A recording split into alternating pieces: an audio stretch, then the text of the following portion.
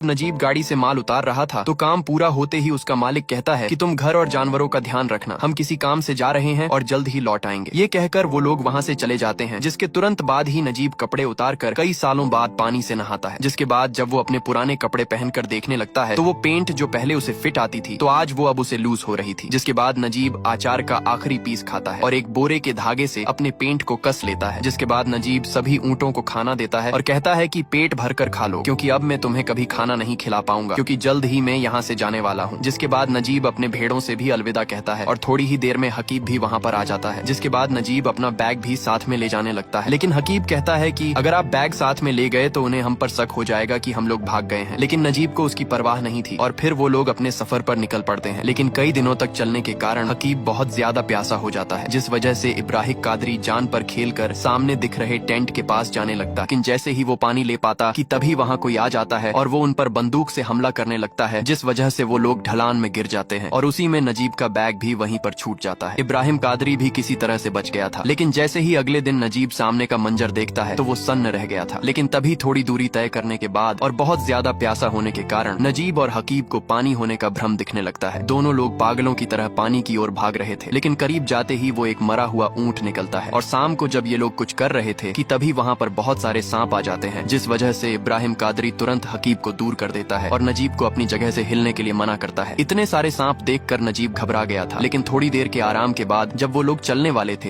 कि तभी नजीब के पैरों में बहुत सारे छाले पड़ चुके थे, जिस वजह से वो चल भी नहीं सकता था। पर तभी इब्राहिम कादरी अपना कपड़ा फाड़कर नजीब के पैरों में बांध देता है और फिर वो लोग चलने लगते हैं। लेकिन अब पानी के बिना हकीब की धीरे धीरे हालत खराब होने लगती है, लेकिन फिर भी वो लोग आगे बढ़ रहे थे। हकीब बेहोश हो चुका था, जिस वजह से इब्राहिम कादरी उसे उठाकर चलने लगता है, लेकिन अब धीरे धीरे हकीब की भी शरीर जवाब दे रही थी। दोनों लोग चलने की हालत में बिल्कुल भी नहीं थे और तभी इब्राहिम कादरी को अपना पसीना हकीब को पिलाना पड़ता है, लेकिन फिर भी वो लोग किसी तरह से बस चलते ही जा रहे थे। लेकिन तभी अचानक हकीब को शहर दिखाई देने लगता है और वो बिल्कुल पागलों की तरह उसी तरफ भागने लगता है, पर साथ ही में वो रेत भी खाने लगता है। वो पानी के कारण पूरी तरह से पागल हो चुका था, लेकिन तभी उसे खून की उल्टी होने लगती है और थोड़ी ही देर में हकीब अपना दम तोड़ देता है। नजीब इब्राहिम कादरी से मदद मांग रहा था, पर उसे भी पता था कि हकीब अब नहीं बच पाएगा। लेकिन तभी इब्राहिम को कुछ अजीब लगता है और जैसे ही वो सामने देखता है तो एक भयंकर रेतीला तूफान उन्हीं की ओर आ रहा था, जिस वजह से इब्राहिम नजीब को जबरदस्ती अपने साथ खींच कर ले जाने लगता है। लेकिन अभी भी नजीब हकीब के लिए रो रहा था, पर तभी इब्राहिम नजीब को ही उठाकर तेजी से भागने लगता है। लेकिन तभी वो लोग रेतीले तूफान के बीच फंस जाते हैं और उसका सामना करने लगते हैं। लेकिन अगले ही दिन रेतीला तूफान चला जाता है, लेकिन अभी भी नजीब हकीब की याद में सुन्न होता है। वो आगे बढ़ने के लिए तैयार ही नहीं था, लेकिन इब्राहिम के जोर देने पर वो लोग आगे बढ़ने लगते हैं। लेकिन तभी नजीब बेहोश होकर गिर पड़ता है, क्योंकि उसके पैर के छाले अब बहुत ज्यादा बढ़ चुके थे, जिस वजह से इब्राहिम अपने जूते निकाल कर नजीब को पहना देता है। लेकिन तभी वो एक लिजर्ड को देखता है और नजीब को भी उसके बारे में बताता है और कहता है कि पानी आस पास में ही है। और जैसे ही इब्राहिम सामने देखता है तो वहाँ पर एक पानी का तालाब होता है। ये खबर सुनते ही नजीब बहुत तेजी से उसी की ओर भागने लगता है, लेकिन जैसे ही नजीब पानी के पास जाकर उसे पीने की कोशिश करता कि इब्राहिम उसे रोक लेता है और उसे थोड़ा इंतजार करने के लिए कहता है। जिसके बाद इब्राहिम उसे एक एक बूंद कपड़े की मदद से पानी पिलाता है। जिसके बाद इब्राहिम को एक खाली बोतल मिलती है और फिर थोड़ी देर के आराम के बाद जब वो लोग आगे बढ़ते हैं कि तभी उन्हें एक ताजे बिस्कुट के पैकेट मिलता है, जिससे ये साफ था कि पास ही में रोड भी हो सकता है। और तभी उन्हें टायर के निशान भी दिखाई देते हैं और अब ये साफ हो चुका था कि वो लोग रोड के पास में हैं। लेकिन जैसे ही वो लोग थोड़ा आगे जाते हैं, लेकिन जैसे ही वो लोग वहाँ पर पहुंचकर सामने की ओर देखते हैं तो वहाँ पर रोड नहीं बल्कि रेत ही होती है। ये देखकर नजीब का दिल टूट जाता है। उसकी हिम्मत अब टूट रही थी, लेकिन फिर भी उन लोगों को अब आगे बढ़ना ही पड़ता है और फिर कई देर तक चलने पर वो लोग आराम करने के लिए रुक जाते हैं। लेकिन जैसे ही अगले दिन नजीब की नींद खुलती है तो तभी वो देखता है कि इब्राहिम कादरी वहाँ से गायब हो चुका था। नजीब को कुछ भी समझ में नहीं आ रहा था कि इब्राहिम कहाँ चला गया है, जिस वजह से घबराकर नजीब इब्राहिम को ढूंढने लगता है और उसे जोर से आवाज देता है। लेकिन तभी उसे वही बोतल पानी से भरी हुई मिलती है जो इब्राहिम को रेत में मिली थी। नजीब उस बोतल को उठाकर कुछ सोचता है और फिर आगे बढ़ने लगता है, लेकिन अभी भी नजीब अपने छालों के कारण सही से चल नहीं पा रहा था, जिस वजह से फिर से गिर जाता है और फिर बोतल निकालकर पूरा पानी एक बार में ही पी जाता है और ढक्कन के तौर पर लगे खजूर को भी खा लेता है। लेकिन तभी नजीब को कुछ आवाज सुनाई देने लगती है, जिस वजह से वो तेजी से उसी आवाज की ओर भागने लगता है। उसकी ताकत पूरी तरह से खत्म हो चुकी थी, जिस वजह से वो थोड़ा और भाग पाता कि तभी वो बेहोश हो जाता है। लेकिन तभी वो बोतल गिरते हुए सीधा रोड तक पहुंच जाती है, मतलब कि नजीब अपनी मंजिल के पास जाकर बेहोश हो चुका था। और जैसे ही रात होती है तो तभी वहाँ से एक ट्रक गुजर रहा था, जिस वजह से नजीब उस ट्रक को रोकने की कोशिश करता है, लेकिन वो ट्रक रुकने के बजाय उसके साइड से फुल स्पीड में निकल जाता है। बेचारा नजीब कुछ भी नहीं कर सकता था। और तभी अगले ही दिन ठीक उसके पीछे एक ट्रक तेजी से आकर रुकता है और जैसे ही नजीब उससे भी कुछ मदद मांगता कि वो आदमी भी उसे वहाँ छोड़कर चला जाता है। और तभी एक और गाड़ी नजीब के पास से गुजरती है। नजीब उस गाड़ी से भी मदद मांगता है और तभी वो गाड़ी आगे जाकर वापस नजीब के पास पास वापस पीछे आती है। उसके अंदर एक शेख बैठा हुआ था, लेकिन जैसे ही वो शेख बाहर निकलता है तो तभी नजीब उससे डरने लगता है, क्योंकि अभी भी वो उस सदमे से बाहर नहीं निकल पाया था। लेकिन वो भला शेख नजीब को अपनी रोल्स रॉयस में बैठाता है और उसे अपने साथ ले जाने लगता है। शेख उसकी हालत देखकर उसे पानी पीने के लिए देता है और अब कई हफ्तों के बाद ज्यादा पानी पीने के बाद नजीब को राहत महसूस होती है और फिर कई दिनों के सफर के बाद वो शेख नजीब को शहर ले जाता है और फिर उसे एक जगह छोड़ देता है। Comment and subscribe for